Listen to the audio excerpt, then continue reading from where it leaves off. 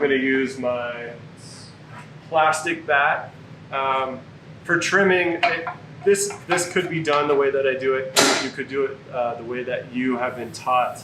Or if this is the only way you've seen trimming being done, and this because you're like a beginner and you're like, how do I do this? I'm going to walk you through all the steps, but trimming is not necessary. So I'll show you a really quick way to trim without even trimming any clay off. You take your pot, you hold your pot, just want to make sure what camera I'm looking at. You hold your pot with both hands and you're going to roll the foot. So you hold it like this and you roll the foot, and you want to do this in the leather hard stage. So the clay, when it's in the leather hard stage, means when you squeeze it, it really doesn't move too much. It doesn't collapse, and it's also not bone dry. So the stages of clay, something you have to learn along the way. But this rolling of the foot could happen in the leather hard. Maybe it could happen slight, like soft leather hard. And what that's going to do is it's going to move this edge up, right? You can see that there's a nice transition here. I'm going to take my sponge. I could never imagine doing this because trimming is my favorite part of throwing. Yes, but you do not have to trim. So Curt's saying that he loves trimming, but I'm trying to tell you that if you don't want to trim, you don't have to. So one way to do it is to roll that edge, right? What happens is it creates a nice little foot, and then push foot. So what I'm trying to do is create this to be lower than the foot. So this inner part is going to be pushed in, and I do that by pushing it against my palm.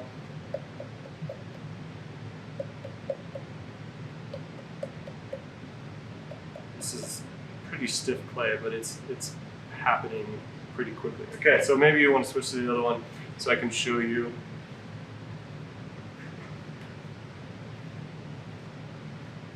So that is a way to push foot, which creates a nice curve here, and then you have a foot. So you don't have to trim. That's what you could do if you don't want to trim.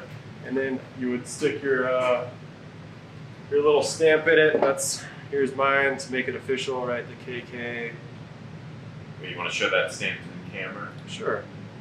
This is just a bisque piece of clay, or sorry, a piece of clay that I carved and then bisqued, and then I use that as a stamp. Curt, you have a 3D printed, carved out stamp. Yeah. There's lots of ways to stamp. You could just draw, but that's what I use. So that's a finished cup right there. And I love the way that my pinky fits underneath. And then this little ridge, the sharper edge that I created with my finishing rib is a nice feel. And then also this kind of curve of the body that I created using that rib really feels nice in the hand. So those are the things that I'm kind of thinking about as I'm holding this cup. That you know me, same thing, you could do the same thing with that. That's the taller one. And you can roll the foot and then do a push foot. And then one little swipe of the sponge to finish off that edge, and you have yourself a nice set of cups. So you have a tall cup and a short cup. The last thing I do is I sponge off the rim after I sign it. I gotta put my little signature here. I put mine on the side. I don't know, I like that it's on the side there. Oh, you know why I put my signature on the side is I usually decorate the bottom with a decoration, but that's a whole nother workshop. One of them just to show. It's all right. Yeah, we can talk about decoration in a whole nother workshop series, right, Curt? So we have a nice set of cups that we can develop.